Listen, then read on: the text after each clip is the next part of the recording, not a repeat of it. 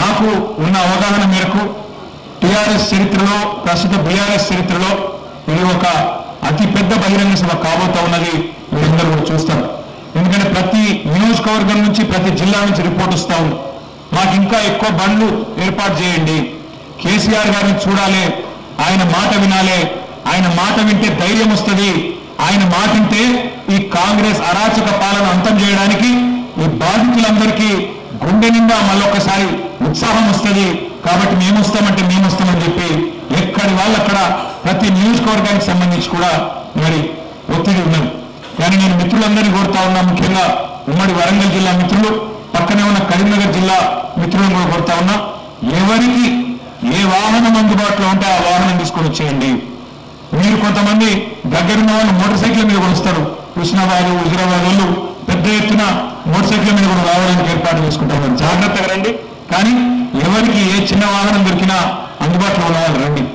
నాకు పొద్దున్నే ఈరోజు ఒక దృశ్యం చూస్తే చాలా గొప్పగా అనిపించింది. మళ్ళీ ఉద్యమం నాటి రోజులు గుర్తొచ్చినాయి. ఇక్కడ వరంగల్లో సభలు జరిగినప్పుడు గతంలో నర్సంపేట నుంచి అదేవిధంగా పరకాల నుంచి ఆ ప్రభ బండ్లు వచ్చేది పెద్ద ఎత్తున. అట్లాగే మళ్ళొకసారి ఈరోజు సూర్యాపేటలో బయలుదేరారు.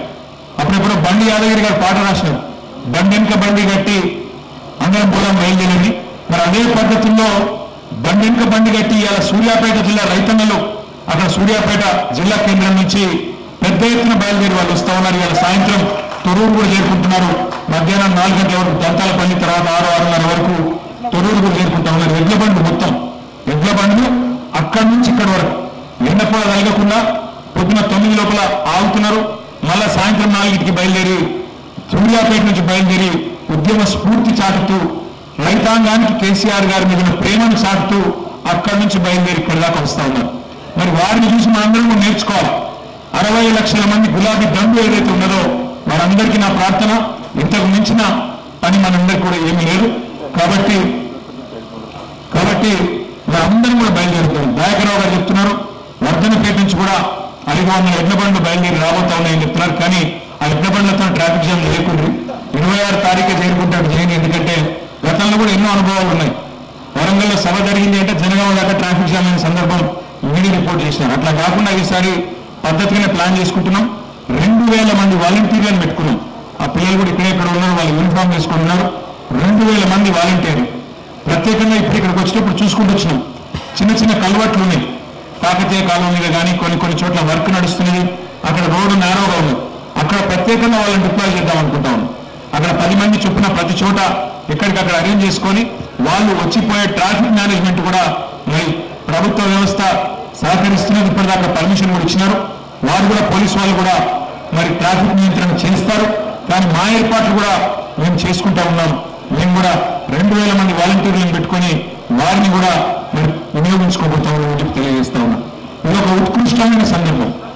ఇట్లాంటి సందర్భాలు మళ్ళీ పార్టీ చరిత్రలో మళ్ళీ రావు. మళ్ళీ ఇంకో 25 ఏళ్లకు 50 ఏళ్ల పండుగప్పుడు అప్పుడు మళ్ళీ గోల్డెన్ జూబ్లీ ఉంటుంది.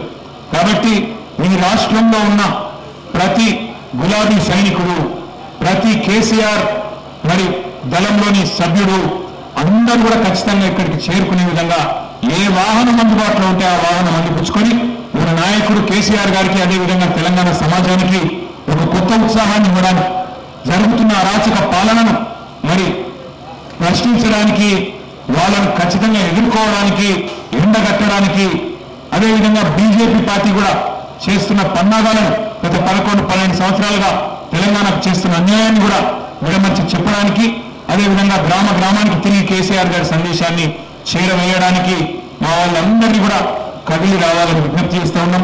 పెద్ద ఎత్తున ఈ కార్యక్రమానికి సహకరించిన మీడియా కూడా హృదయపూర్వకంగా ధన్యవాదాలు. మరి కేసీఆర్ గారు బహుశా దాదాపు 4:30 గంటలకి ఇక్కడ చేరుకుంటారు. చేరుకొని 5-5:30 గంటలకి సమావేశం ప్రారంభమవుతుంది. అందుకే మనందరం కూడా ఖచ్చితంగా కేసీఆర్ గారు చేరుకునే టైంకి మనందరం కూడా చేరుకోవాలి. 4:30 గంటలకి 4-4:30 గంటలకు చేరుకొని ముందు రెడీగా ఉంటేనే సార్ కూడా వస్తారు. సార్ ఇట్లాగో హెలికాప్టర్ ద్వారానే వస్తున్నారు కాబట్టి మరి వారికి అన్ని అరేంజ్మెంట్లు కూడా చేయడం జరిగింది. టైంకి వస్తారు కాబట్టి మనం కూడా టైంకి చేరుకోవాలి. ట్రాఫిక్ మరి ఇంకోటి ఇరుక్కుపోవద్దంటే కొద్దిగా ముందే వెళ్ళాలి. ఏప్రిల్ 27 నాడు మొత్తం రాష్ట్రంలోని 12,796 గ్రామ పంచాయతీల్లో ఎక్కడికక్కడ గులాబీ జెండాలు ఎగురవేసి మా సైనికులందరూ బయలుదేరాలి. అట్లాగే రాష్ట్ర వ్యాప్తంగా ఉండే మున్సిపల్ డివిజన్లలో కూడా ప్రతి మున్సిపాలిటీలో ప్రతి డివిజన్లో ఇవాళ జెండా ఎగిరేసి అక్కడి నుంచి మనం వరంగల్కు బయలుదేరాలి. పొద్దున్నే ఆ కార్యక్రమాన్ని పూర్తి చేసుకొని రాష్ట్రమంతటా కూడా కదం దొక్కి చెరో వరంగల్ అని చెప్పి అందరం కూడా ఇక్కడ చేరుకొని ఈ కార్యక్రమాన్ని విజయవంతం చేసుకుందాం. కేసీఆర్ గారి ప్రసంగం, కేసీఆర్ గారి సందేశం వినాలని చెప్పి వాళ్ళ ప్రతి తెలంగాణ బిడ్డ కరోనా సమయంలో ఎంతైతే ఉత్సాహం ఎంతైతే ఉత్సుకత ఉండేనో కేసీఆర్ గారు ఏం చెప్తారు అనే ఒక ఆనాడు ఉత్సాహం కరోనా టైం ఎట్లయితే ఉండేనో, ఎట్లయితే కేసీఆర్ మాటలంటే ధైర్యం వస్తుందనే వాతావరణం ఉండేనో మరొకసారి అదే వాతావరణం వాళ్ళ రాష్ట్రం మొత్తంలో ఉంది. అందుకే తప్పకుండా ఈ కార్యక్రమం జయప్రదంగా చేసుకోబోతా ఉన్నాం. చివరి మాట మా వైపు నుంచి ఇప్పటిదాకానైతే యంత్రాంగం సహకరిస్తారని మేము ఆశిస్తున్నాం. ఎందుకంటే ఇదేదో గవర్నమెంట్ మీద పోరాటానికో ఇంకో దానికో ప్రజలను రెచ్చగొట్టడానికో చేస్తున్న కార్యక్రమం కాదు. శాంతియుతంగా మా పార్టీ వార్షికోత్సవాన్ని మేము చేసుకుంటా ఉన్నాం. మా పార్టీ వార్షికోత్సవం 27 ఏప్రిల్ నాడు కాబట్టి 25వ వార్షికోత్సవం రజతోత్సవం కాబట్టి పెద్ద ఎత్తున ఏర్పాటు చేసుకుంటా ఉన్నాం.